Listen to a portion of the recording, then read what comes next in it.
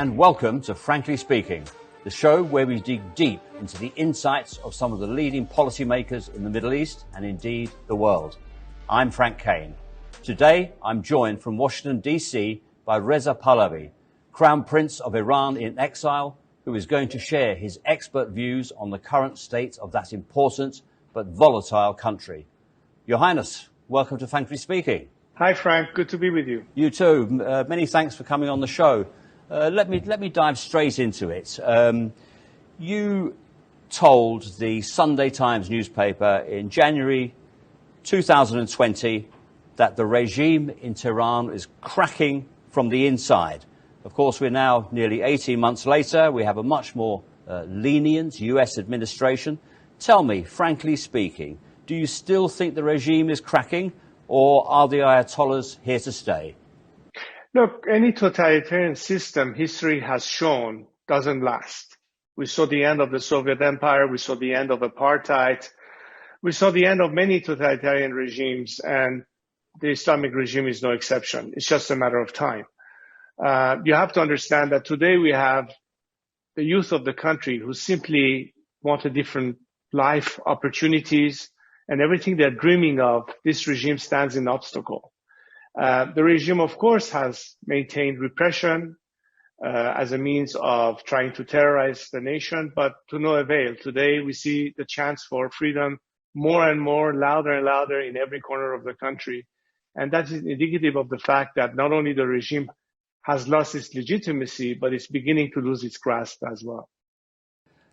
In the current situation, the Joint Comprehensive Plan of Action, the JCPOA, has been a fixation of the current Biden administration, hasn't it? What's your view on the current version of that plan compared to the previous version? Well, in essence, one has to understand that everything, and not just limited to the JCPOA, but the overall confrontation of the free world vis-a-vis the problematics caused by this regime was always set on the premise of behavior change. And an expectation of behavior change by this regime is what is, in essence, flawed.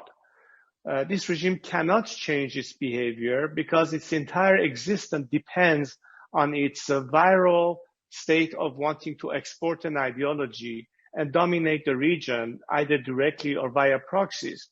It is therefore incapable of coming to terms with the way the world wants to see the norm. So regardless of what is trying to be negotiated here, the net outcome is that it's futile, and the regime is simply using whatever it is as a means of blackmail, forcing the world to deal with it so it can continue maintaining its grip in the geopolitics of our region. Okay, we'll get on to the exportation of terror a bit later. But in the current circumstances, what would your advice be to the Biden administration to achieve the best results from where we are now? There is a direct correlation between the regime backing down and the amount of pressure exerted on it. We have seen, in fact, that for the most part, increased pressure on the regime has forced it to either curtail its ability to do whatever it wanted to do. Any relaxation, to the contrary, emboldens it and enables it to further its constant state of creating instability in the region, as we have recently witnessed in the recent clashes where rockets have been fired on Israel and things of that nature, and of course Yemen and many other examples we can point to.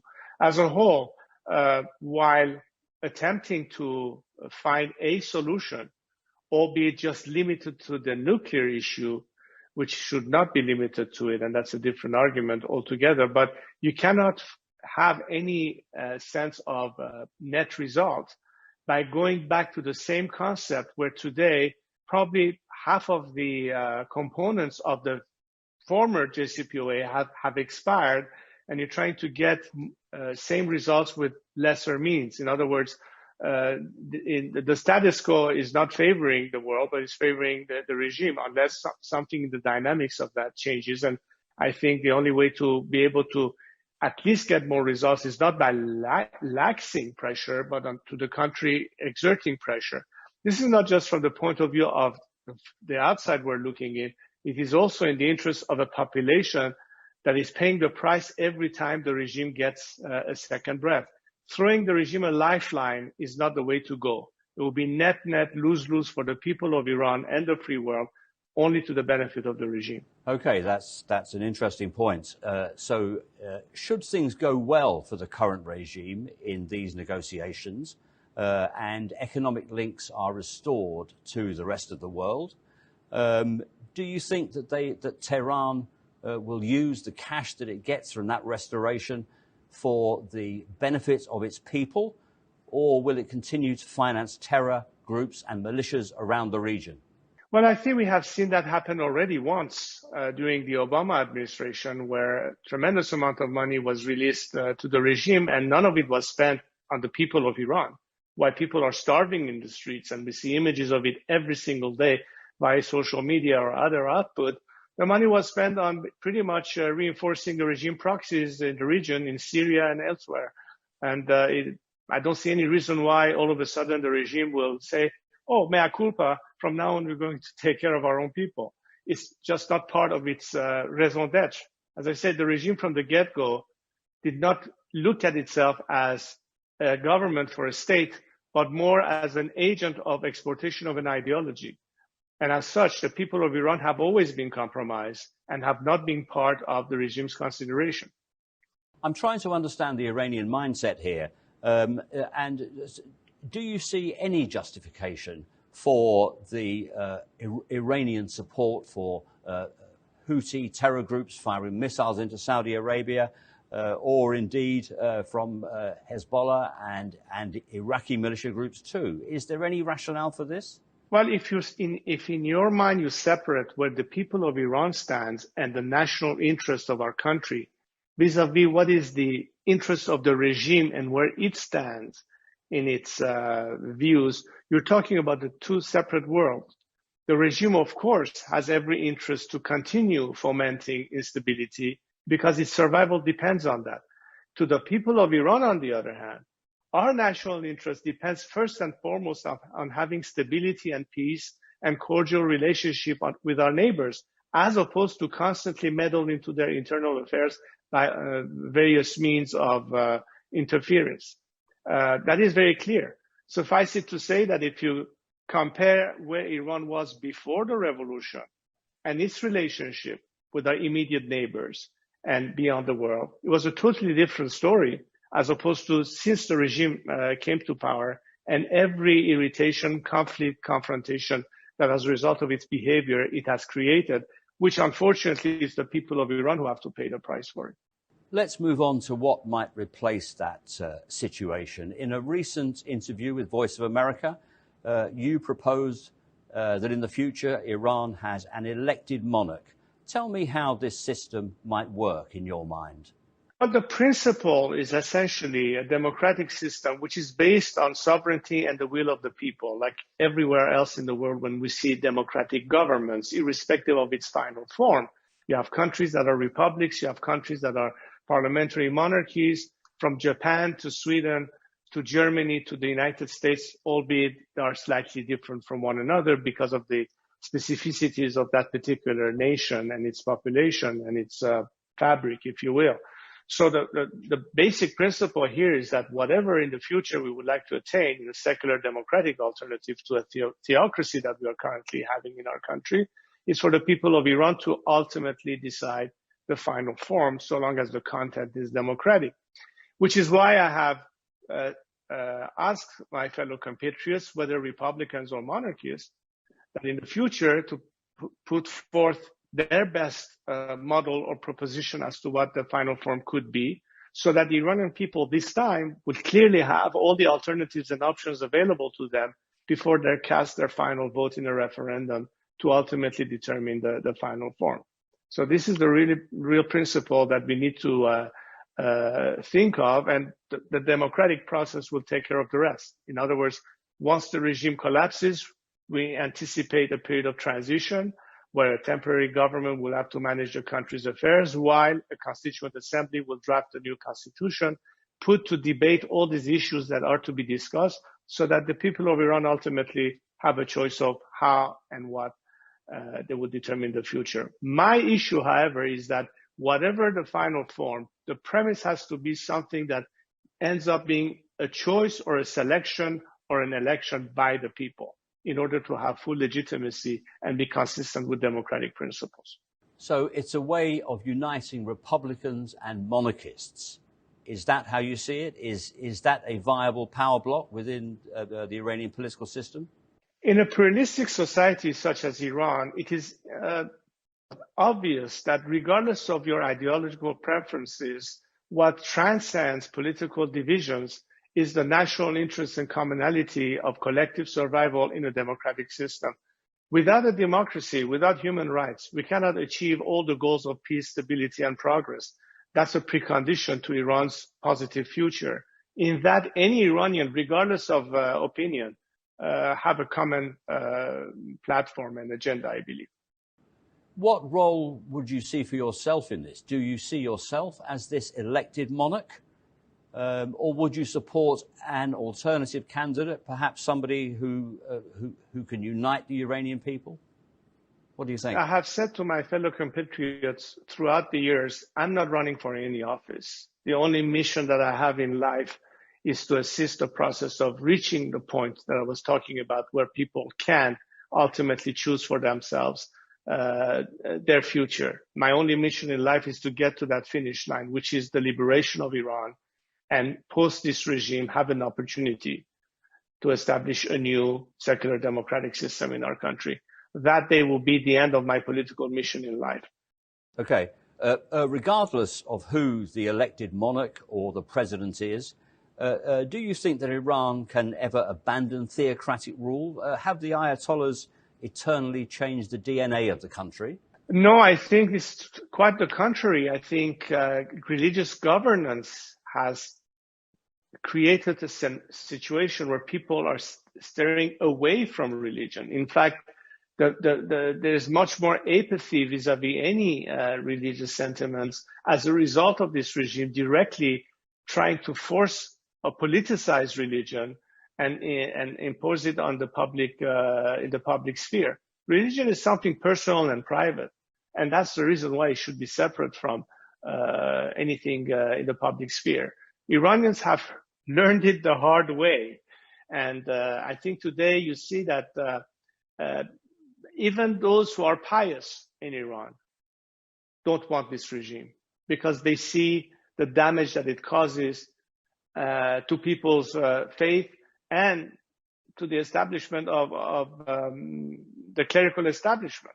Many clerics who happen to be secular in the sense that they also believe that religion has no place in governance agree with that.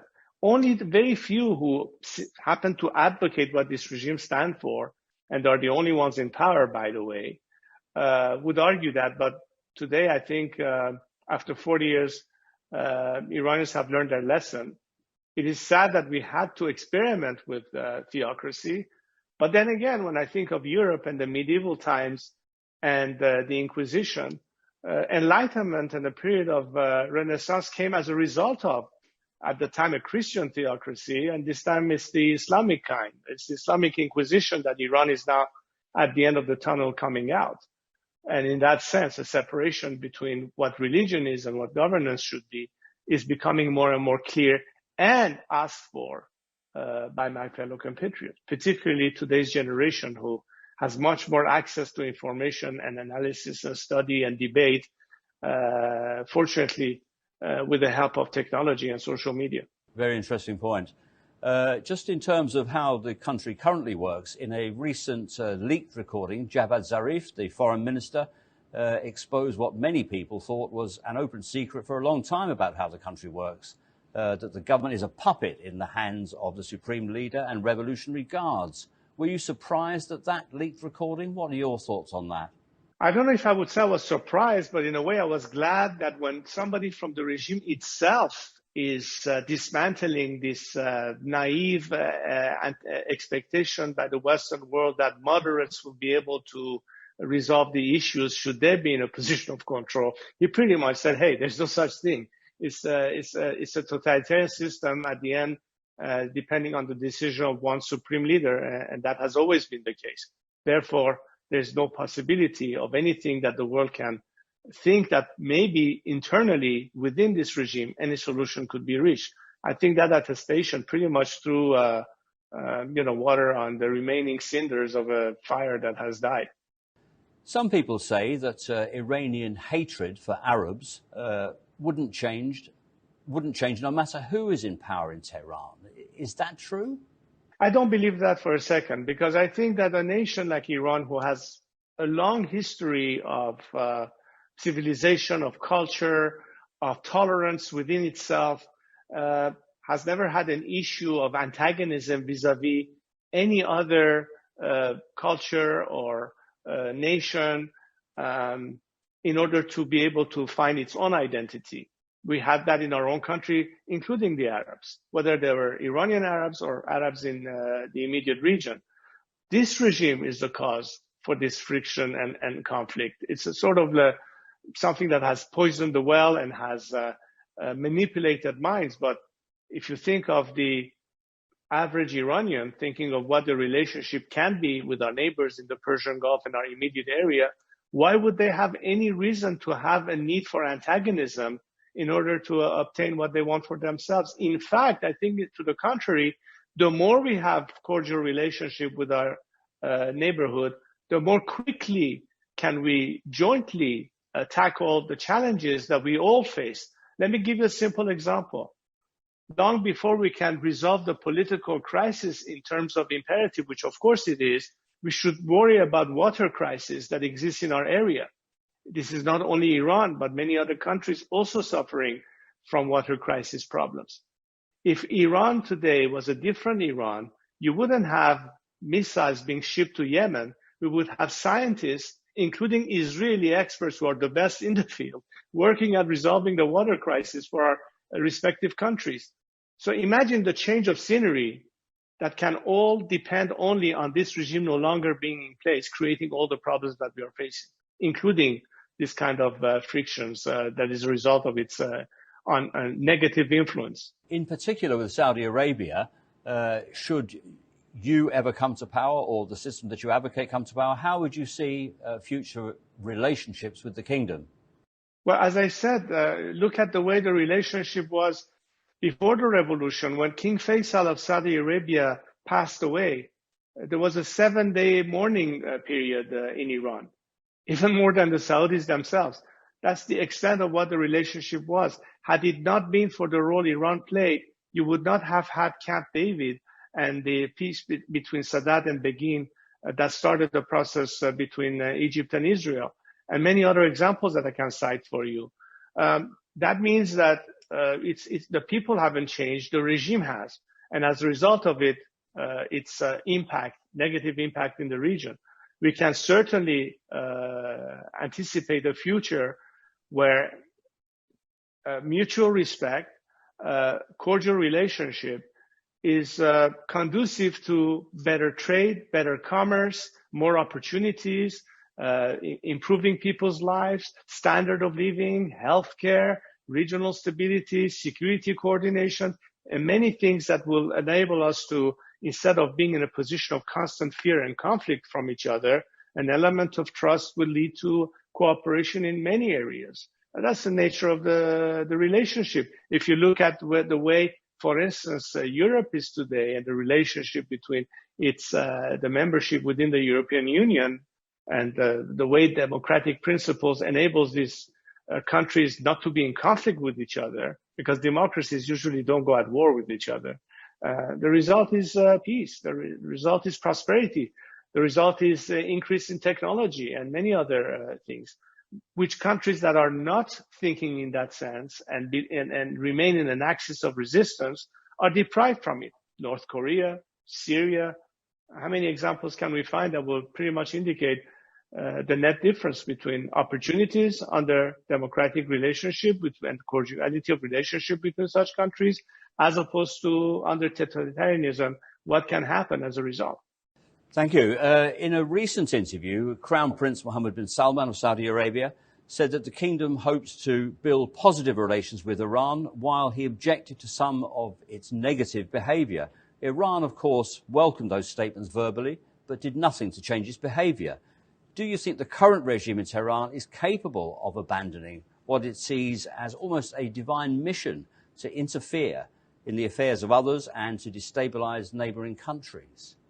No, as I said, and to reaffirm what I said earlier, the DNA of this regime is such that in order to survive, it cannot do anything other than what it is currently doing. If it ceases to do all that it's done so far, it will no longer be an agent of exportation of an ideology with the hope of creating a modern-day Shiite caliphate that will dominate the region and beyond. That's their mission statement. That's what you find within the annals of what this regime stands for. Again, let me emphasize, we're talking about the regime, not the people. And I think any leader in the world, whether regional or otherwise, that has acknowledged and in their mind separated the Iranian people from this regime have got the message and could in fact convey that message that we know the difference. And I don't know if what King Salman has said is in fact indicative of that distinction, but it's at least a message. And I think it's a message to the people of Iran more than it is a message to the regime. Because from the very beginning, the first countries that was antagonized in the region by Iran was Saudi Arabia from the get-go.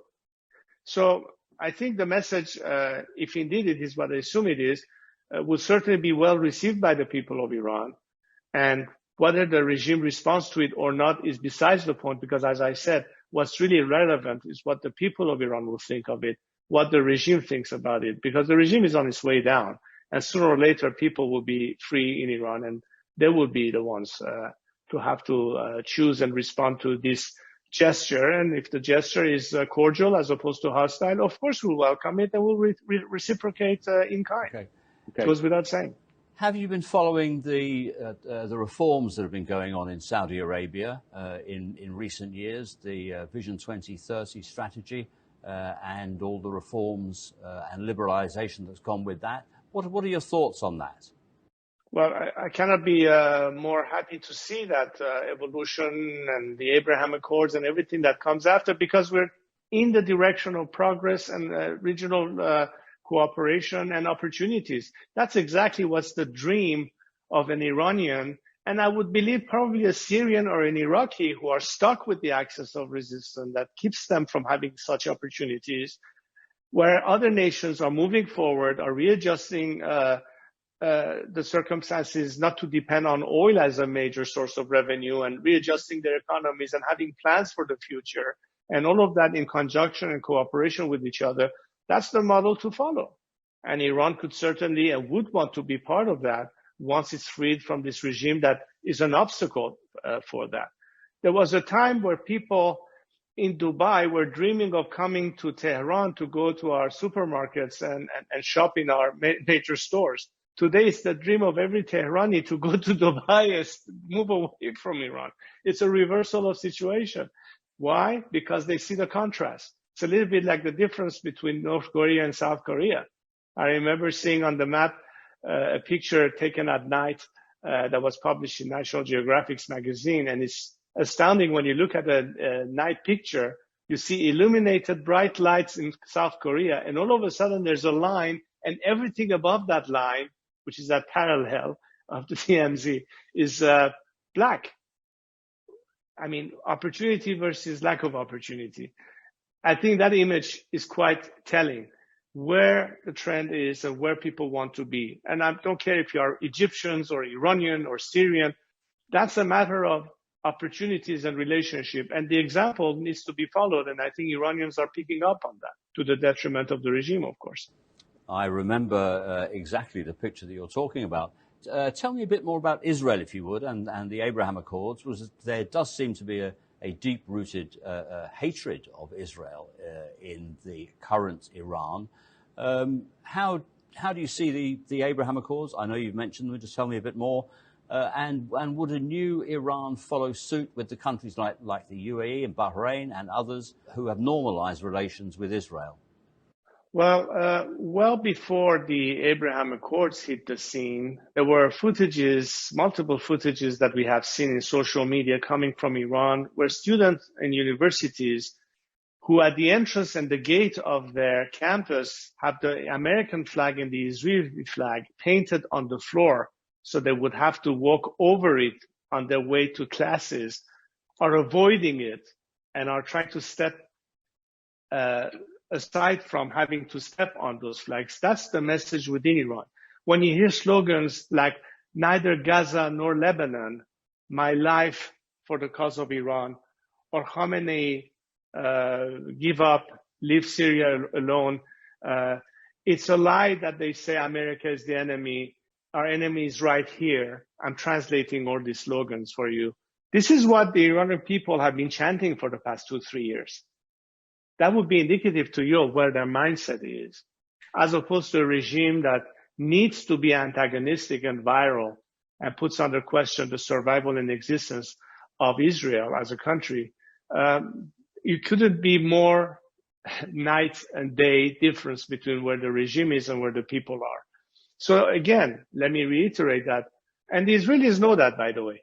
I think many Israelis, including the current leadership, knows full well that the Iranian people have no animosity vis-a-vis Israel. It's the regime that does have this animosity, because of its agenda, because of its survival depending on that.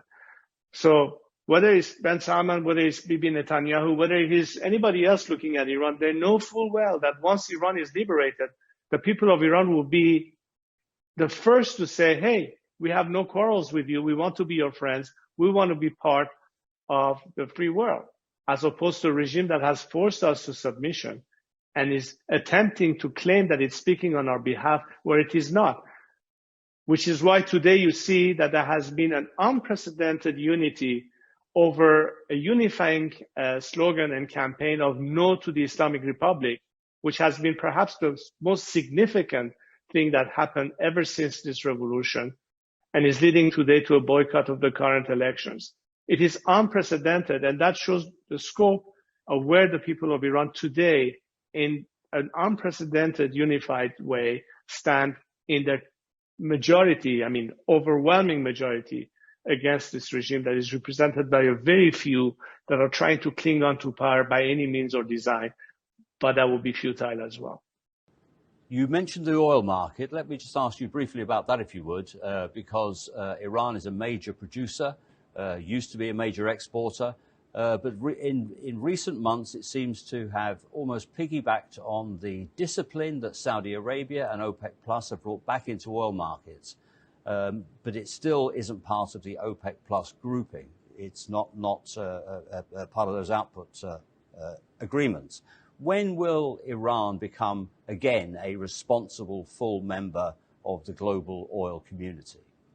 Well, again, if there are certain preconditions for a country to obtain the kind of status where it becomes attractive for investment, where it can have more trade, a specific banking system that allows for all former shapes of relationships, it goes back to not only the behavior of the system, but the transparency, the accountability, and many other factors that would certainly give you the kind of rating, if I could call it that, in terms of whether or not this country is willing, able, and capable of addressing such relationships and challenges. So it falls upon us Iranians to put forth the kind of system that will not only be protecting our national interests, but it will also be the kind of system that the rest of the world can deal with.